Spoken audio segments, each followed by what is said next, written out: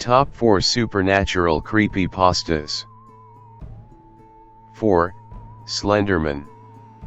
Before this pale, faceless ghoul had his own movie and video game series, he haunted the forums of the internet with his finely pressed suit and unnaturally long limbs.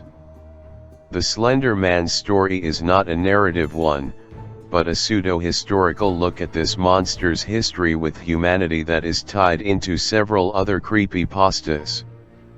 Typically, the Slender Man preys on children and those who become obsessed with his existence, though no one knows exactly what happens to the bodies since no one has ever escaped from an encounter with him. Suggested stories featuring the Slender Man include the Tall Man and the Marble Hornets videos. In the real world, this creepypasta figure became a key figure during an assault and subsequent criminal case in 2014 involving three 12-year-old girls. Wisconsin teens Anissa Weier and Morgan Geyser lured their friend, Peyton Lutner, into the woods during a game of hide-and-seek. In an reported attempt to appease Slender Man, the duo stabbed Lutner 19 times and left her at the scene. Lutner managed to drag herself to a nearby road where a cyclist found her, and she was immediately taken to a hospital where she recovered from her injuries. Soon after the attack, Weier and Geyser were arrested and tried for attempted second-degree murder. In 2017, Weier was sentenced to 25 years in a mental institution, while her accomplice Geyser was sentenced to 40 years in a mental hospital in 2018. 3. Blood Moon Massacre. This creepypasta tells the story of the Paw Patrol horror story, Blood Moon Massacre. The story goes that Ryder and the Paw Patrol tried to save everyone in Adventure Bay from the phantom pirate, Bloodbeard. Sadly, all of the pups failed their mission, and Bloodbeard murdered them. Rubble was killed by Sky's helicopter, Sky was eaten by crows, Zuma was eaten by a great white shark, and Marshall, Chase, and Rocky were killed by Bloodbeard himself. Every time Bloodbeard was about to strike, he would always say, "Those who gaze at the moon's eye pass, shall soon find that night to be their last." 2. Ghost Ambulance of Monterrey, Mexico. A man was killed in front of a public square in the municipality of San Nicolas de los Garza by at least 7 shots. The incident was reported around 9 p.m. at the intersection of Paraiso and Jacinto Streets, in the Industrias del Vidrio neighborhood. It is believed that he was taken to the scene aboard a car, and his perpetrators shot him at point-blank range. He was on his back and with his arms extended in the shape of a cross. About 2 years ago, a series of videos gained great popularity on social networks because it shows how the radio signal from cars begins to distort as they approach a cross located on the side of the street. The phenomenon took place in the Colonia Industrias del Vidrio in the city of San Nicolas de los Garza, Nuevo León. As soon as the video appeared, the interest of citizens was aroused to visit the area and find out the veracity of the event.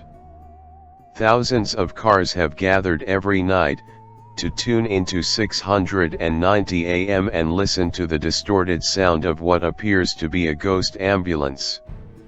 When the user Sammy Aron, motivated by the famous legend that is told around the Avenue Paraiso's crossing with Jacinto's in the popular colony Industrias del Cristal, decided to check the veracity of this on his own account by recording everything on video. According to what this famous myth narrates among the inhabitants of the region, it is that from the tragic death of a 29-year-old young man who died in that place in March 2014, it is possible to perceive strange distorted sounds apparently from an ambulance through of the radio receiving devices of the vehicles that pass through that avenue, just at the moment when they pass by the cross that remains in memory of that deceased man. Es la misma estación.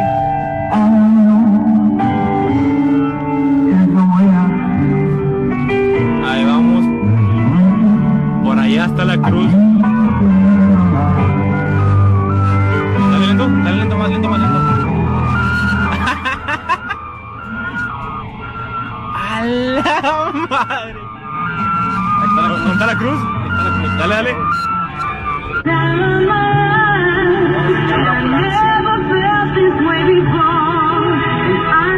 Ya vemos la cruz ahí.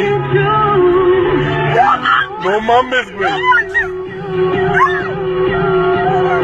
No mames, güey. Ahí está la cruz. No mames, güey. No mames. Ahí está la cruz en la orilla que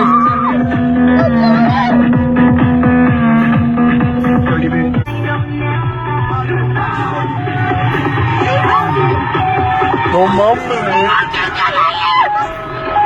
Güey, mírame. Güey. No mames, güey.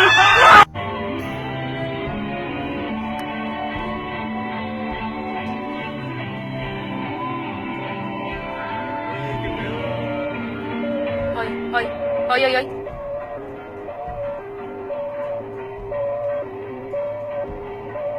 Dios mío. Ay. Ya, dale. Vámonos. ¿Qué se escuchó? ¿Qué escuchaste? No sé. Güey, ¿qué te sigo por Muy más agudo. Dios mío. Se escuchó. Monterrey. Tantas evidencias no pueden ocultarse. Esto es una realidad absoluta. El mundo ahora está con Ahí está la cruz. Ahí está la cruz. dimensión Pon la deportiva. cruz. Un enfoque diferente del deporte. Con Roberto Hernández Contreras, Víctor Manuel Hernández y Roberto Hernández Barocio. 1. Robert the Doll. Robert the Doll is an allegedly haunted doll exhibited at the East Martello Museum. Robert was once owned by Key West, Florida, painter and author Robert Eugene Otto. The doll originally belonged to Robert Eugene Otto, an artist described as eccentric, who belonged to a prominent Key West family. The doll was reportedly manufactured by the Stiff Company of Germany, purchased by Otto's grandfather while on a trip to Germany in 1904, and given to young Otto as a birthday gift. The doll's sailor suit was likely an outfit that Otto wore as a child. The doll remains stored in the Otto family home at 534 Eaton Street in Key West while Otto studied art in New York and Paris. Otto married Annette Parker in Paris on May 3, 1930. The couple returned to the Otto family home in Key West to live there until Otto died in 1974. His wife died 2 years later. After their deaths, the Eaton Street home containing the doll was sold to Myrtle Reuter, who owned it for 20 years until the property was sold to the current owners, who operate it as a guest house.